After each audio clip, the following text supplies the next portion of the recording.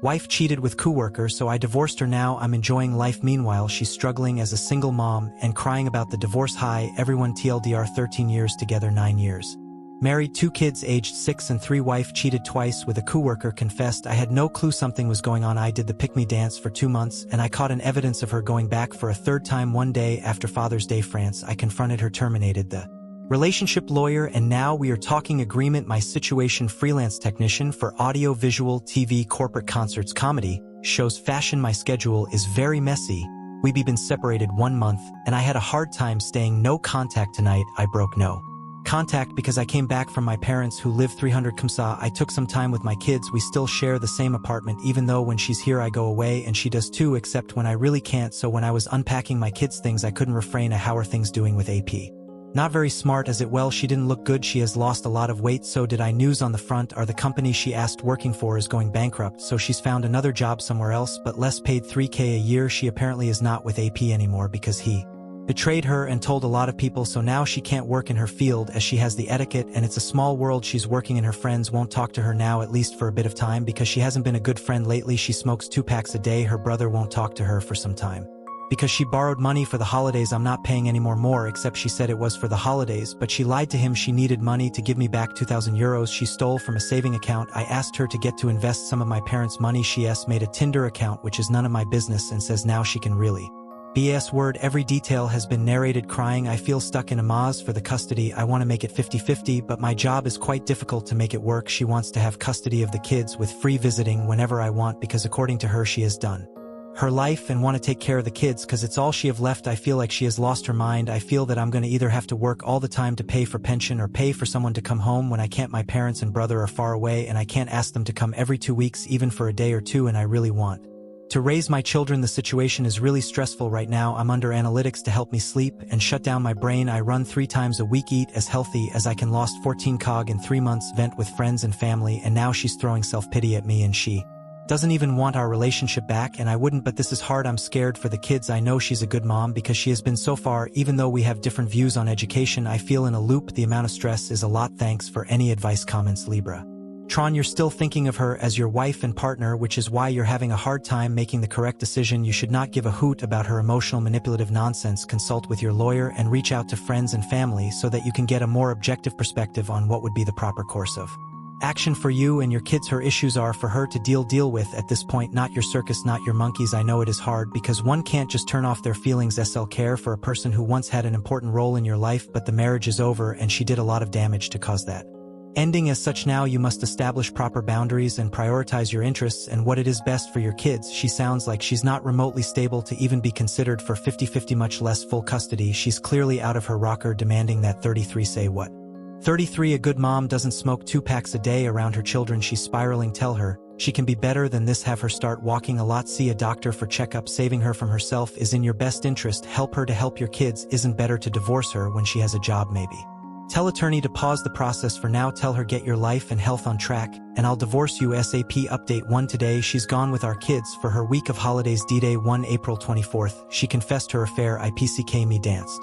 Did everything to fix things. Day 2 21st of June. She chayed again and I discovered it and asked for divorce. Married, 2 kids aged 6 and 3. An apartment we can't sell before a year and a half. 1 month separated. We alternate in the apartment. Can't do much before the divorce is official. Today hurts as hell. I'm 37. Left alone in our apartment as she's 35. Gone on her week of holidays. We were supposed to go together that time of year, summer holidays, riding bikes, going to the sun, playing with kids. I'm feeling devastated and it feels so unreal. I went to my IC, did some paperwork, some walking tonight. I'll be eating with a friend at a restaurant and I tried to load my agenda for this weekend, but I have too much time alone. Everyone is on vacation on Monday. I'm going to my parents in Normandy. I feel like I'm going back as a child who wants to cry with his mom, but I'm looking forward to it. It hurts. It really does. I've got so much cognitive dissonance right now. I've even considered that what if she wants me back? We texted yesterday. I know I shouldn't. She's not with AP anymore. He played her. She's terrified, going 1 week with our kids in a mobile home in the south of France, but I guess these are the consequences. I have the 2nd week with my kids and thank God my parents and my niece will be with me. I can't wrap my head around what's going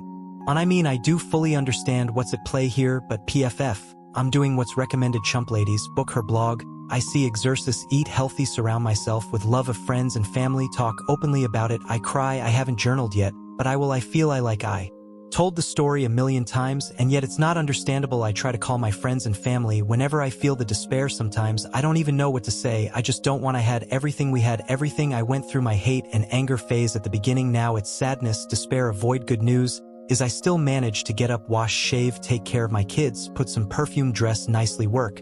But I have no dream, no purpose. Apart from my kids, I'm a sound engineer in audio. Visual, passionate about music, a drummer, I play guitar, bass, I love cinema, series, concerts, I love people. I have no connection to any of these at the moment. I have zero libido, which is cruel because I'm the kind who likes to eat, sleep, take good times, have sex, masturbate, Epicurean. What's left to Epicure right now? Aha, I can still joke a bit, don't know why I'm writing this. I'm tired and lost. I will go through this, but wow, I've never been hurt like this in my entire life. Thanks for reading. Update 2. Hi everyone, I've been posting 2 to 3 times here, and I appreciated all the advice I've been given tonight. I feel like writing to the community to share, and it's also therapeutic. French person here, 37M. Betrayed by 35F2 kids 3 to 6 years old. Divorce is ongoing. You can read my previous posts for more detail. I'm returning from holidays with my kids tomorrow, and I'm apprehending coming home and having to see her face after 2 weeks as we share for now the same apartment. I should use the following for stand-up comedy. This week I had an absurd phone call with her about her cat. She left for the first week of holidays with our kids. I didn't want to be alone and went to my parents in Normandy. Our neighbor fed the cat while we were away. I managed with the neighbor when I left, but she didn't when she came back. I don't know her holiday schedule. She got woken up by the neighbor at 10 a.m. entering the apartment. Aha, this makes me smile, and somehow it's my fault. So she took advantage of this to blame shift again about the end of our marriage. Charm, pity, rage cycle is spot on. She has convinced herself that I'm spying on her phone, rolling out eyes. A friend of mine who checks on me on a regular basis told me she's your best therapist, and he is not wrong. I made progress because I could hear all the blame shift, and it didn't guilt me. I was able to just reply, I know my wrongs in the relationship. I'm not sure you know yours, and anyway, it doesn't justify what you've put me through. When she insisted, I just hung up on her, but it made me think of all the things I did for her and for us as a family. When we started dating, I was in a DIY punk band touring Europe and mostly UK, and I had no money. Her parents are divorced, but on both sides pretty wealthy. She's Jewish. I am not raised Catholic turned agnostic. I was never accepted by her parents because middle-class punk rocker is not a career, not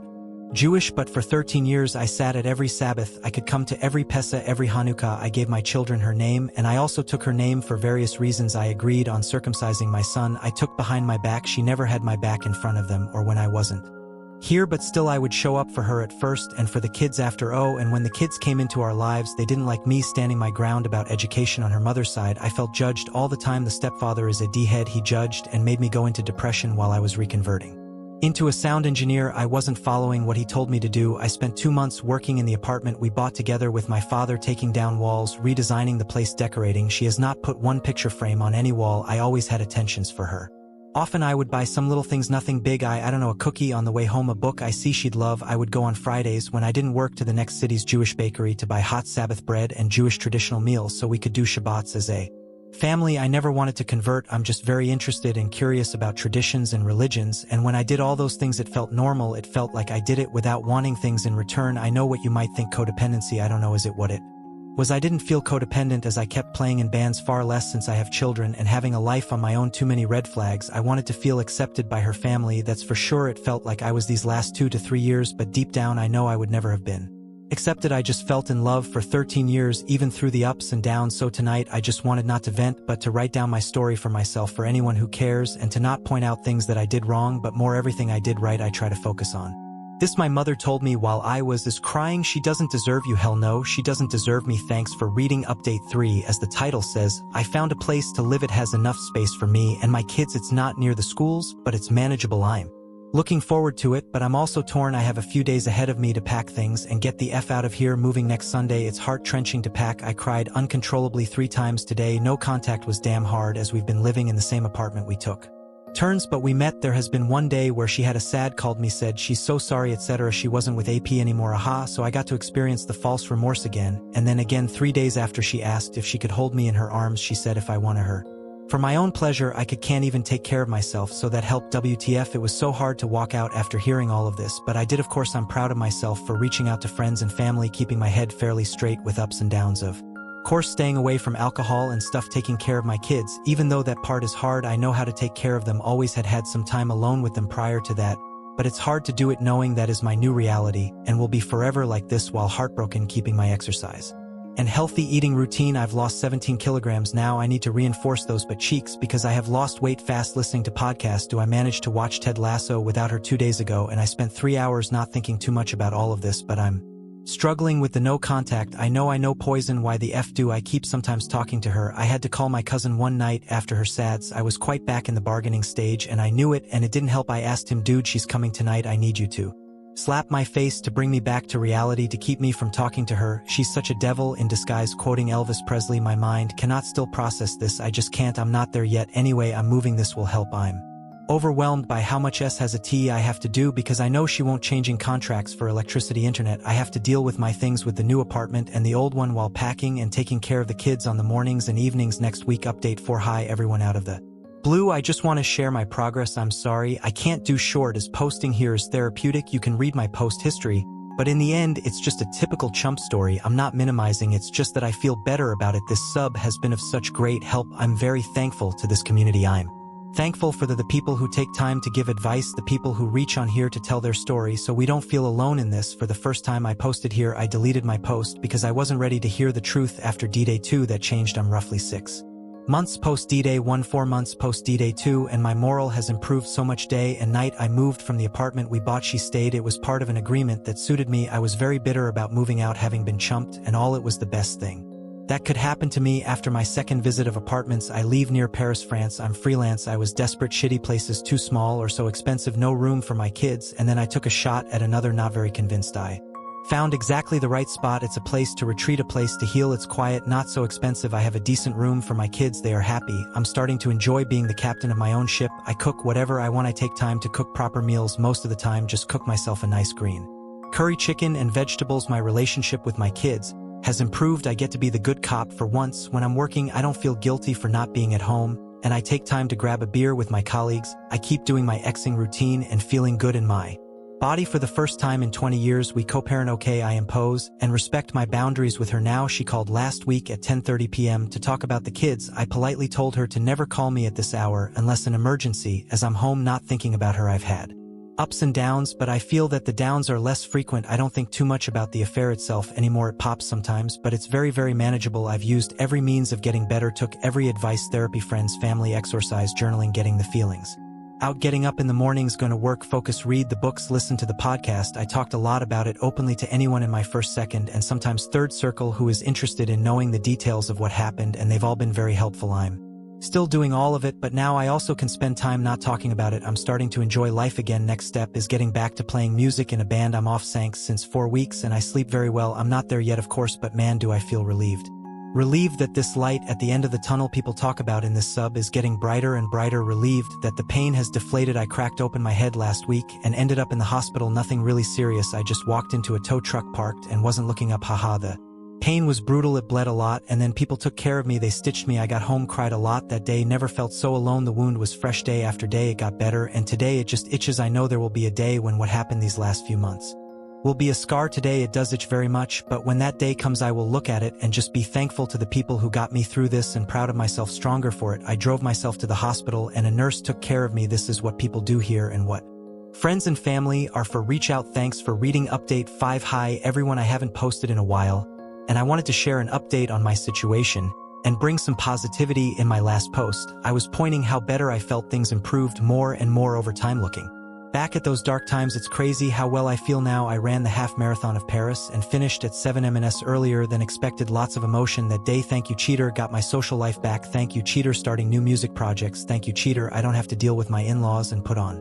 a happy face. Thank you, Cheater. Met a cool woman, independent, sane, mature, still in the early stages, but it feels great. Only green flags so far, no drama. Thank you, Cheater. Therapy has been tremendously helpful. We don't really talk about the D-Day now. We're focusing on me, and it feels good to realize that it didn't define me. I haven't developed trust issues thanks to therapy, and the people around me. Still no contact with the ex. Last time I saw her was at my kids' first therapy session. I can see she's putting on an okay mask. She cries every time I bring an issue regarding the divorce. Though she can't manage money, she has to actually work at her new job, and the boss is not her father-in-law, so the work schedule is heavier. She doesn't get to see much her children because of the hours at the office. I sure she still sees AP or other people, but I know her. She rug sweep a lot. I'm not really interested in karma anymore because I am so happy with my life now that I don't give a sh, but I know it will backlash at some point. Just hope the kids won't be too affected. When it happens in 1 month, I'll be officially Divorced and looking forward to it, I finally feel I'm out of the tunnel, no more crying over my old life or her. I don't miss her, I just cheating ex's life went downhill.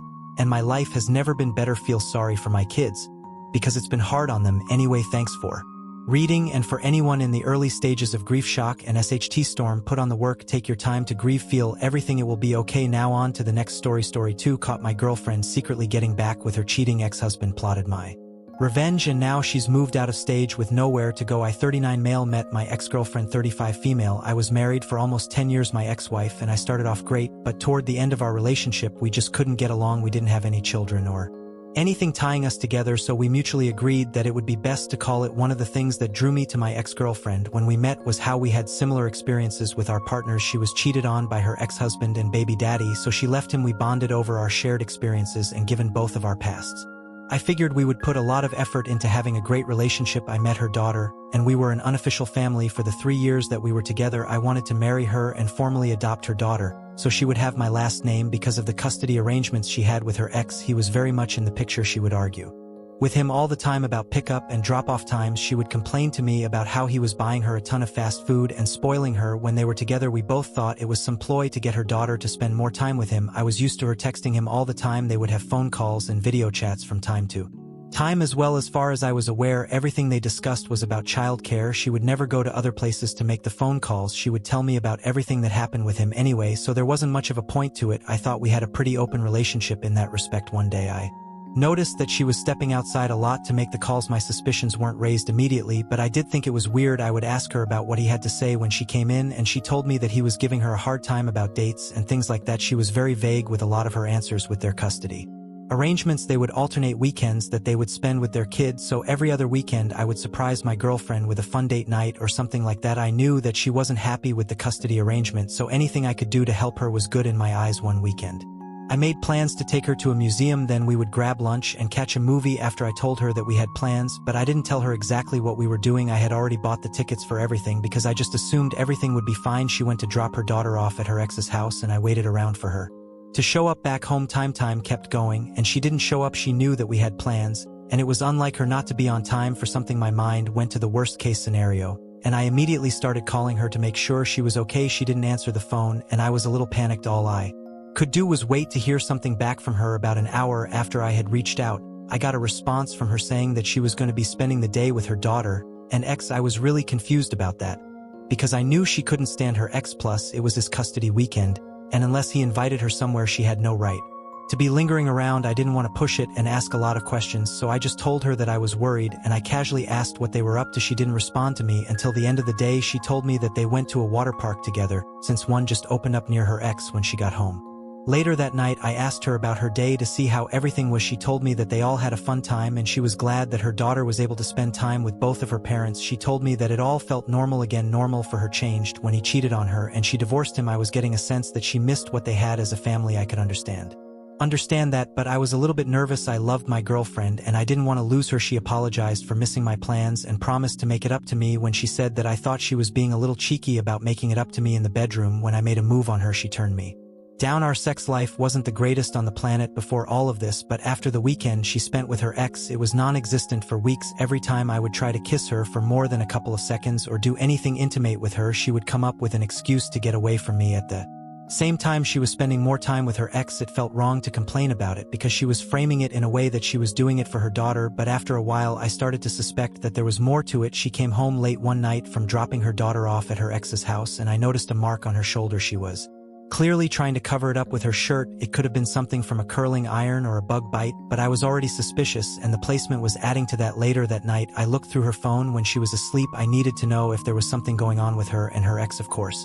My suspicions were immediately confirmed by their text messages. They were sending things like, "I can't wait to see you this weekend. I miss you so much. I want you back," etc. I looked through their messages and saw that he apologized for cheating on her and subtly blamed her for the cheating instead of fighting back like she normally would have. She accepted what he had to say and took some of the blame. I thought it was kind of pathetic for her to do that. The weekend that he told her he was going to the water park, he invited her to his house for a discussion according to the text messages. After that, they slept together that night. From there, everything escalated and they started seeing each other again. I was heartbroken and angry that she would lie to me and cheat on me like that. The thing about it is, if she wanted to try to rekindle something with him to have her family back together for her daughter's sake, I would have understood. I wouldn't have been happy with it, but if she had come to me from the beginning, I would have accepted it, but instead she lied to my face and made me look like a fool. I wanted to get back at her in some way. I had been good to her, and she completely betrayed my trust. One needed to show her that I wasn't someone who would be toyed around with like that. I played it cool and didn't say anything to her over the weekend. In fact, I tried to avoid her. After her daughter was back from her dad's house, I decided I was going to pay him a visit. I didn't know what I had planned. When I got there, all I knew was that I was angry, and I needed to take it out on something. When I pulled up to his house, I noticed that there was an unfamiliar car in the driveway. It didn't belong to him, and it wasn't my wife's. I didn't know who else he spent time with, but given his history, I couldn't help but wonder if it was another woman. I thought it would be really rich for my girlfriend to throw away everything we had to give this man a second chance, only for him to continue cheating on her.